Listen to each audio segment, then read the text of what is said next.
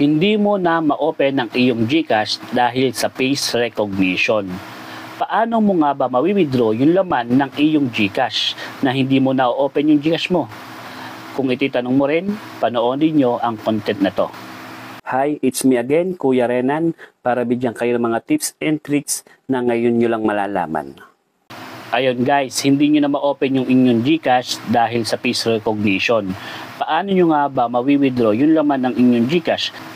Alam nyo ba na pwede na tayong mag-over the counter para ma-withdraw natin yung ating GCash? Yes po, hindi nyo na kailangan i-open ang inyong GCash account. Ang kailangan nyo lang ay pumunta po sa mga merchant or mga partner po ni GCash. Sino-sino itong mga partner ni GCash na pwede natin puntahan? Unang-una po, meron po dyan yung sa pawn shop. Yung pawn shop po, ito po yung mga partner niya. Baka meron dyan malapit sa inyo. Cebuana Luwilir, CBM Pawn Shop, Haro Pawn Shop, M. Luwilir, RD Pawn Shop, Tambunting, Villa Rica Pawn Shop. Then meron din po silang supermarket. Ayan po, sa supermarket, yung Pure Gold. Ayan. Then sa payment facility, ito po, DA5, EasyPay, ExpressPay, Padalo Express, PeraHub, Possible, True Money, VIP Payment Center. At sa department store po, SM Store and Robinson. Itong sari-sari, hindi ko sure kung ano yung mga yan. Yun po. Pero sa atin po, ito naman, madami naman dito sa pawn shop. Cebuana Luwilir, CBM Pawn Shop, lalo na to, M. Luwilir, Tabunting, Villarica Pawn Shop. Nag-inquire na rin po ako sa mga pawn shop na yan. Dito po sa amin, sa bayan namin, bali, ang available lang po dito ay Cebuana, 7-Eleven, Villarica. Then nag-inquire po ako sa tatlong yan.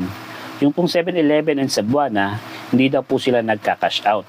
Hindi daw po sila na pwede na mag-cash out nang hindi na open ang GCash or yung over the counter.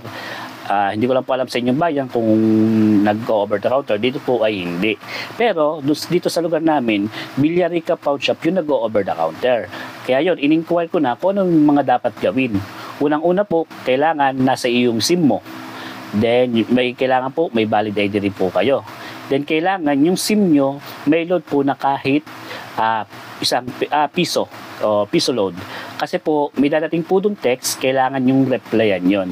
Then, yung pag na-reply na, ibibigay na sa inyo ng Villarica Pawn Shop yung inyong gustong i-cash out over the counter. Ayun, ganun lang kadali. Magdala kay valid ID, yung SIM kailangan dala, kailangan din may load kahit piso. Gawa ng kailangan nyo mag-reply sa text na dadating sa inyo para maibigay po sa inyo yung cash out ninyo. Ayun, gano'n lang kadali. Hindi mo nabubuksan ang iyong GCash para ma-withdraw mo yung iyong laman sa GCash. And then, mag-ano ka na lang uli, panibagong account na lang ng GCash kasi hindi mo na nga ma-open yung luma mong GCash kasi nga may problema ka sa face verification. Ayun, hopefully makatulong sa mga hindi na mabuksan yung GCash nila, sa nagkakaproblema sa face recognition, nasira yung cellphone, pero nasa inyo pa rin yung SIM, basta't may piso load, okay na po yan, and valid ID.